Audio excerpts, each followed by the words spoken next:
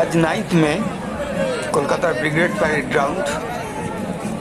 কয়েকদিন ধরে বৃষ্টি পড়ার ফলে মাঠটা মোটামুটি কর্দমাক্ত। প্যান্টে কাদা পড়ে যাচ্ছে, অনেক জায়গায় কাদা জল জমে রয়েছে। ইতিমধ্যেই শপথ গ্রহণ অনুষ্ঠান শেষ হয়ে গেছে, মোটামুটি লোকে এখন বাড়ির পথ ধরেছে। ঝালমুড়ি কাউন্টারগুলো কিন্তু ফাঁকা, আর কেসিদাস, বাঞ্ছারাম, এসব বড় বড় মিষ্টি কোম্পানিগুলো যারা মিষ্টির দোকান দিয়েছে সেখানে মিষ্টিগুলো পাওয়া যাচ্ছে। আমি একটা সন্দেশ খেলাম বাঞ্ছারামের থেকে, সাদা রঙের সন্দেশ, 15 টাকা দাম দিল। 10 টাকা, 15 টাকা, 20 টাকা দামের সব সন্দেশ বিক্রি হচ্ছে। বেশ একটা সুন্দর নতুন ধরনের প্লেটে করে ওরা মিষ্টি দিচ্ছে।